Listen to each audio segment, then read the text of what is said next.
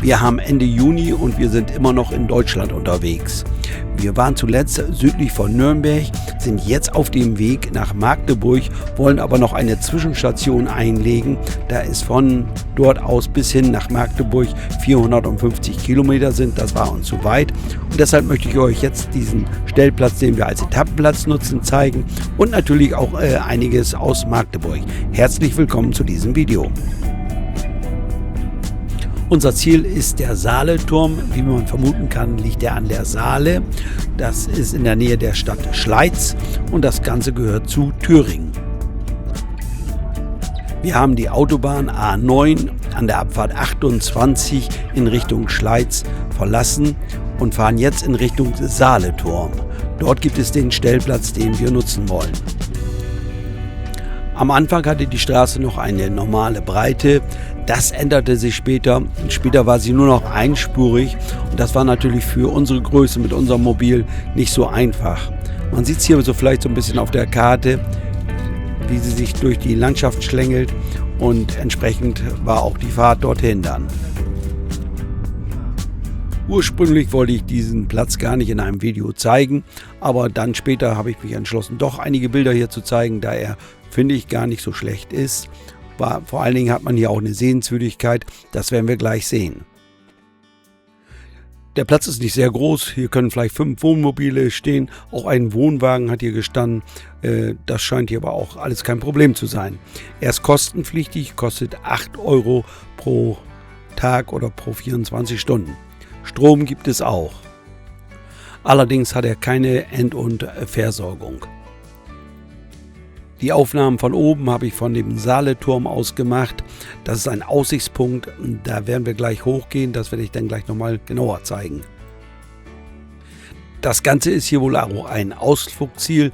Hier gibt es nicht nur diesen Aussichtspunkt, sondern es gibt auch ein Schloss, Burg. Ich weiß es nicht genau, wir haben uns das nicht angesehen. Es war an diesem Tag sehr heiß, so haben wir nur das Nötigste gemacht und sind auf den Aussichtsturm gestiegen. Der Turm ist 43 Meter hoch und hat 192 Stufen bis ganz nach oben hin. Wenn man oben auf der Plattform angelangt ist, dann hat man eine schöne Aussicht. Man soll bis zu 32 Kilometer in die Region hineinschauen können. Jetzt sehen wir das Schloss. Ich denke, was das ist. Dort waren wir allerdings nicht. Dort gibt es auch eine Gastronomie. Auch da waren wir nicht. Wenn ich das richtig gesehen habe, ist das Ganze hier eine Talsperre. Hier wird die Saale aufgestaut und so ergibt sich die große Wasserfläche. Von hier oben hat man auch einen Blick auf einen Parkplatz. Der ist einmal fürs Schloss und für die Gastronomie und natürlich auch für diesen Aussichtspunkt. Dort kommt auch ein Bus an mit Fahrrädern hinten im Anhänger. Von hier aus starten dann scheinbar auch Radtouren. Auf diesem Parkplatz steht auch ein Parkautomaten. Dort muss man dann seine Platzgebühr von 8 Euro bezahlen. Bei den hohen Temperaturen haben wir den Tag ruhig ausklingen lassen und haben auch gut in der Nacht hier auf dem Platz geschlafen.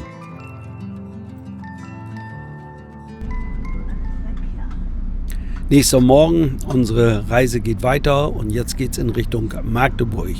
So müssen wir jetzt erst wieder auf die schmale Straße, vorbei hier an dem Aussichtsturm. Hier ist ja noch der Parkplatz auf der rechten Seite für die PKWs und dann geht es auf die Straße Richtung Autobahn, wenn man so will. Der Stellplatz hier hat uns gut gefallen. Das einzige Manko ist hier die schmale Straße, wenn man den Platz anfahren möchte. Aber gut, vielleicht bin ich da auch ein bisschen empfindlich. Da war auch ja ein Reisebus, der ist da ja auch hingefahren. Also muss es möglich sein. Jetzt ganz kurz noch, bevor es weitergeht mit Magdeburg, ein paar Informationen zur Haco-App. Die nutzen ja inzwischen doch einige. Und da möchte ich darauf hinweisen, dass es dort auch einen Button gibt für Neues. Wenn ihr das öffnet, dann erfahrt ihr immer aktuell, wo wir gerade so sind, was wir gerade so machen. Und es gibt Vorinformationen zu Videos und zu vielen anderen Dingen. Darauf wollte ich nur hinweisen, weil da viele vielleicht nicht drauf achten. Dann ist natürlich klar, haben wir in der App immer die aktuellen Videos, findet man. Und zwar ist das Ganze links auf dem Button unten drunter. Und dann gibt es da noch einen weiteren Button. Und da findet man dann auf der rechten Seite der Button, dort findet man dann die Stellplatzkarte. Aber die App schon lange nutzen, die wissen das alles. Aber ich wollte nur bei dieser Gelegenheit nochmal darauf hinweisen. War wohl nicht ganz richtig formuliert. Nicht nur die aktuellen Videos sieht man in der App, sondern alle Videos, die ich je aufgenommen habe und veröffentlicht habe, findet man auch in der App. Jetzt geht es aber weiter mit Magdeburg. Wir sind dann auf der Autobahn Richtung Leipzig gefahren, dann ging es weiter Richtung Magdeburg und hier verlassen wir jetzt die Autobahn und fahren auf die B71, ist das glaube ich, in Richtung Stadt. Rechts einordnen. Unser Ziel ist der Stellplatz an der Elbe und zwar Petriförder heißt der. Den wollen wir jetzt anfahren. Ich kann aber vorausschicken, das hat am Ende nicht geklappt. Warum, werde ich jetzt gleich zeigen. Was für einen Grund gibt es, weshalb nutzen wir diesen Platz Petriförder? Ganz einfach, wir wollen hier einen 80-jährigen Geburtstag feiern und da liegt der Platz sehr verkehrsgünstig für uns und deshalb wollen wir diesen Platz nutzen. Jetzt brauchen wir eigentlich nur die Straße überqueren und dann sind wir schon auf der Einfahrt zum Stellplatz. Geht aber leider nicht, dort stehen schon 2 Mobile vor der Schranke und ich kann nicht dort mehr reinfahren. Auf die Entsorgung rauf. Komme ich da vorbei? Nee. Ja? So unterhalte ich mich jetzt mit den Campern, die dort stehen, durchs Fenster und ja, stell fest, ich kann an den beiden vorbeifahren, denn ich möchte erstmal entsorgen. Und sie stehen hier vor der Zufahrt zum Stellplatz und da funktioniert der Parkscheinautomat wohl nicht oder überhaupt der für die Freigabe der Säule, die dort in den Boden dann versinkt, wenn man reinfahren möchte. Das funktioniert irgendwie nicht.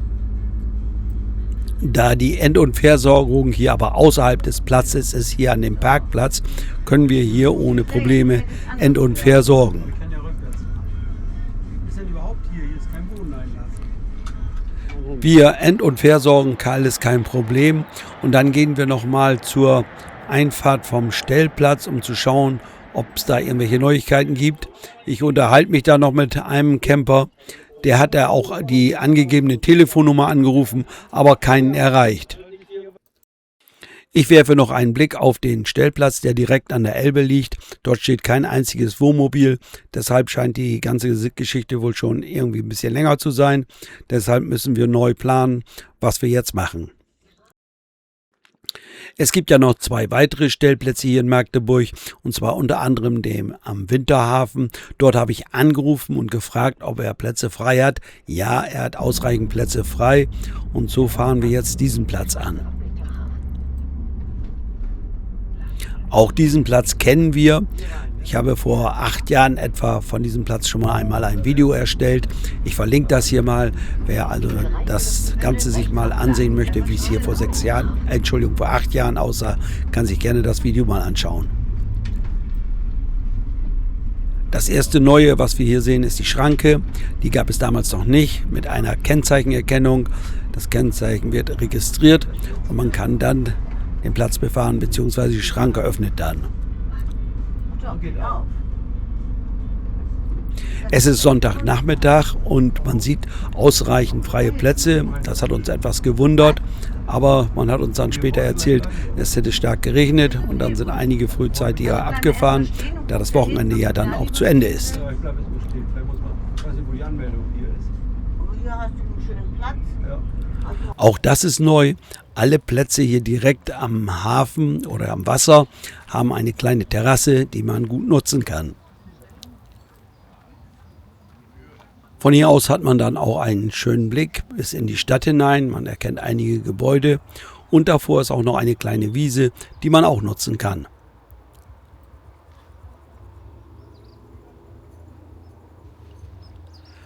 Ganz am Ende des Platzes gibt es 2 Container. Dort ist einmal die Anmeldung, dann gibt es dort Toiletten und auch Duschen. Hier in dem einen linken Container ist die Anmeldung. Dort steht ein Check-in-Automaten. Den kennen wahrscheinlich viele.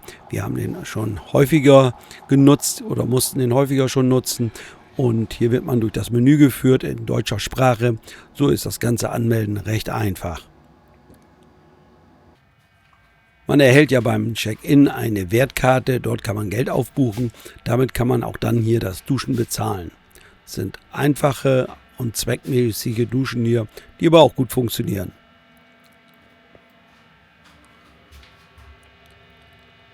Eine Waschmaschine gibt es auch.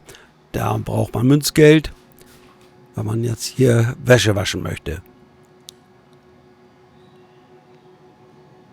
Strom gibt es auf diesem Platz auch.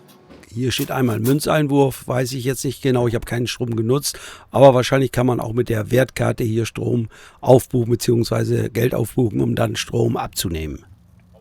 An der Einfahrt zum Stellplatz auf der rechten Seite von der Einfahrt, dort befindet sich die End- und Versorgung. Dort gibt es einen Bodeneinlass, dort gibt es Frischwasser, was man wieder mit dieser Wertkarte bezahlen kann. Und dann gibt es auch einen Ausguss für die Kassettentoilette. Aufpassen muss man, wenn man den Müllbeutel draußen mal hinlegt. Die Krähen sind hier ganz schnell und zerpflücken das und sind auch ganz schön frech.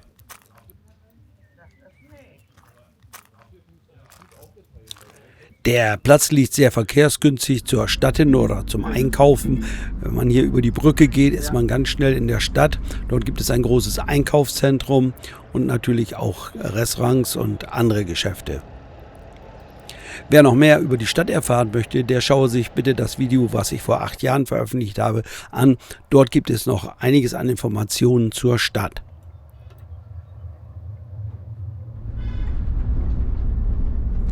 Es war ein schöner Geburtstag, wir haben schön gefeiert, einige bekannte Gesichter getroffen und dann ging es nach 2 Übernachtungen für uns zurück Richtung Heimat.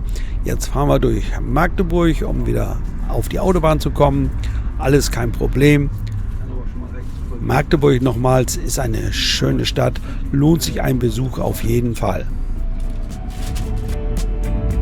Das war's mal wieder. Ich sage wie immer Dankeschön fürs Zuschauen, freue mich über einen Daumen nach oben, freue mich über ein neues Abo von euch und natürlich über viele Kommentare. Ansonsten sage ich wieder Bye bye, bis zum nächsten Mal.